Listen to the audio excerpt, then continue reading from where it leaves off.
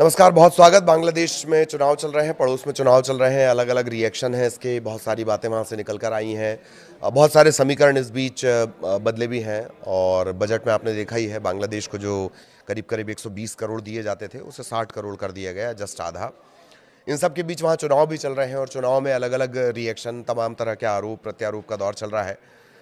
बांग्लादेश चुनाव को जो शेख हसीना की पार्टी है वो दिखावा बता रही है और अवामी लीग का कहना ये है कि देश को तोड़ने की ये साजिश है, दिखावटी चुनाव इसे कहा जा रहा है।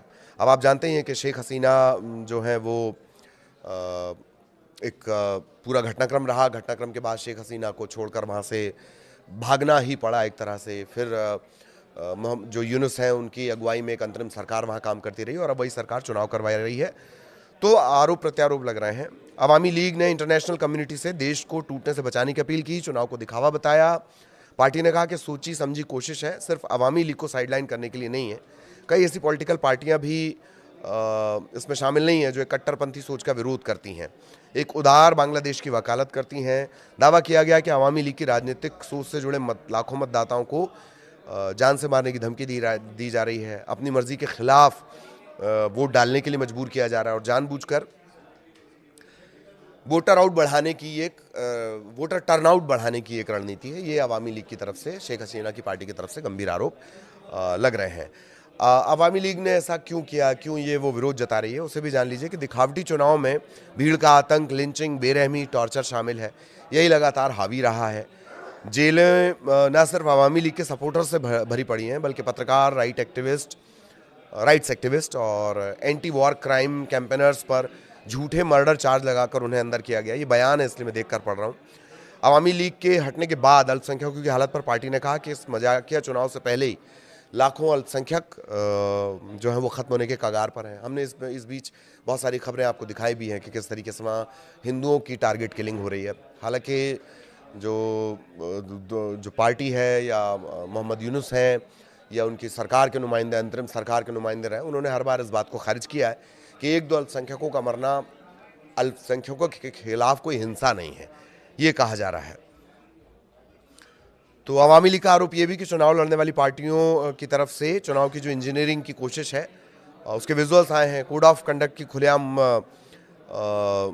जो है उल्लंघन किया जा रहा है और यूनुस, अंतरिम सरकार के जो अगुआ हैं यूनुस, उन्होंने सरकार का पैसा बर्बाद किया, वोट के लिए कैंपेन किया, जनता के फैसले पर भरोसा करने के बजाय नतीजा तय करने पर साफ साफ उनका ध्यान है। रेफरेंडम जो एक सेक्युलरिज्म को ख़त्म करना चाहता है, पूरी तरह से गैर संवैधानिक काम है।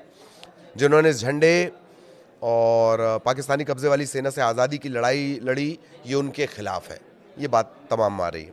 अवामी लीग ने विदेशी ऑब्जर्वर और सभी इंटरनेशनल स्टेक होल्डर से अपील की है कि यूनुस की बड़ी बड़ी बातों पर भरोसा करके इस काम को सही ठहराना देश को लंबे समय तक अस्थिरता में ढकेले रखना है। तो बांग्लादेश में जिस तरीके के हालात चल रहे हैं और उन्हीं हालात के बीच चुनाव हो रहे हैं, तमाम तरह के कट्टरपंथ के आरोप लग रहे हैं। कट्टरपंथी पार्टियां जो हैं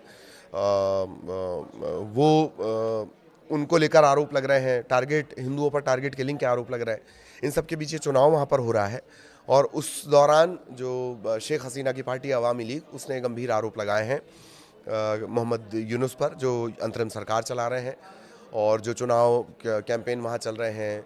ये तमाम चीज़ों पर ये गंभीर आरोप लग रहे हैं। आरोप प्रत्यारोप का दौर है, चुनाव है चूँकि, तो अमूमन यही सामने आता है, लेकिन इससे कहीं ना कहीं जज्बातों से जोड़ा जा रहा है, बांग्लादेश के जन्म से जोड़ा जा रहा है, कट्टरपंथ और अल्पसंख्यकों पर अत्याचार को से जोड़ा जा रहा है।